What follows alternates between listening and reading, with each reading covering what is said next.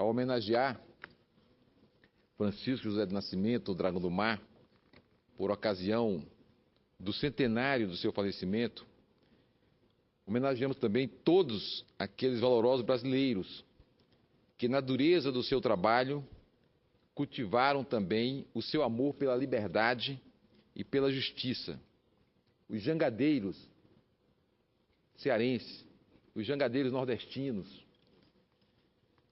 O jangadeiro representa, junto com o vaqueiro, uma das figuras mais emblemáticas da civilização nordestina. Um singrando os verdes mares bravios, o outro desbravando os sertões.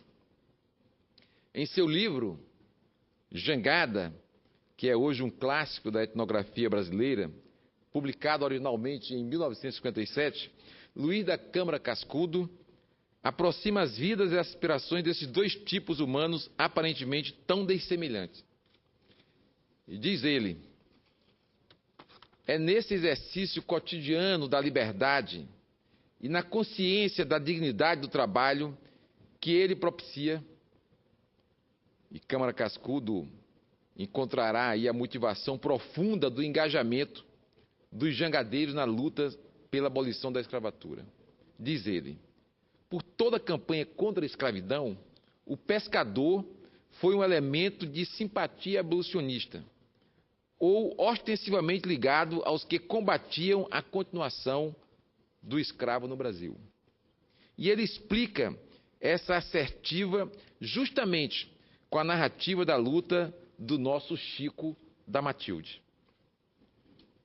Diz ele: em plena campanha abolicionista, os jangadeiros de Fortaleza, 30 de janeiro de 1881, chefiados por Antônio Napoleão e Francisco José de Nascimento, prático da Barra e cognominado Dragão do Mar, recusaram-se a embarcar escravos pelo porto. No porto do Ceará não se embarcam mais escravos, teria dito. Ceará, brutalmente, e cumpriram fielmente a consigna.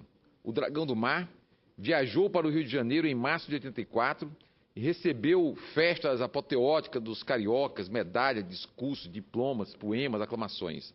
A jangada, que tinha o nome de Liberdade, foi carregada triunfalmente pelo povo e entregue ao Museu Nacional. Depois, já no Museu da Marinha, desapareceu. A solidariedade dos jangadeiros ao movimento da abolição foi um dos elementos mais expressivos para a vitória da causa. Por sua participação destemida na luta abolicionista, Francisco José de Nascimento garantiu seu ingresso no panteão dos grandes heróis revolucionários cearenses. É muito importante ressaltarmos, neste centenário de morte do Dragão do Mar,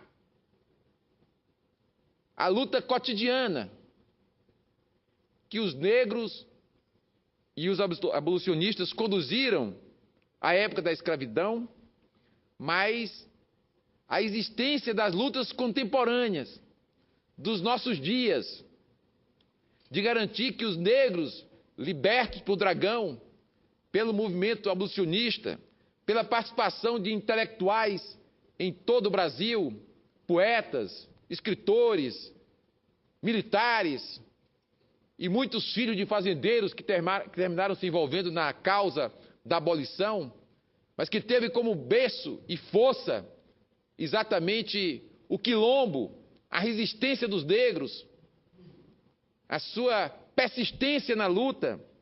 É muito importante nós adotarmos, neste centenário, as máximas presentes da luta para garantir que a nossa universidade, as nossas escolas, os nossos tribunais superiores, o nosso Ministério Público, a Academia Brasileira, receba os negros como uma conquista do nosso país.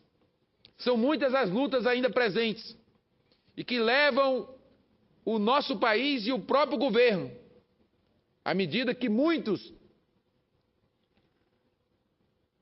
colegas parlamentares, na Câmara e no Senado, respondendo ao movimento social, tem colocado na ordem do dia da discussão do Congresso Nacional uma política que examine o que tem sido feito no Brasil. Hoje, ainda graça na periferia das grandes cidades brasileiras, a marginalização dos pobres e, entre os pobres, dos negros no nosso país. Os meios de ascensão social criaram ao longo desse período já da abolição, período do negro livre, criaram barreiras enormes para que os negros pudessem ascender socialmente. E essas dificuldades exigem de nós hoje não só a quebra do preconceito, a luta para liquidar de uma vez por todas o preconceito, que, como disse o senador aqui, Eunício Oliveira, ainda se materializa entre os ditos civilizados, entre os lordes europeus, de fazer chacota pela diferença da cor. E que a nossa Copa seja a Copa também de dizer não ao preconceito, de não aceitar o preconceito, de não permitir o preconceito, não só em nosso país, mas em qualquer parte do mundo. E para quebrar o nosso, é que nós temos a obrigação, nós temos o dever de manter as políticas afirmativas que permitem não só aos pobres, porque é o principal contingente de necessitados do país, mas as cotas que permitem aos negros ascender para poder ter o seu posto, o seu lugar na história do país, nos pontos mais elevados e mais destacados da nossa história.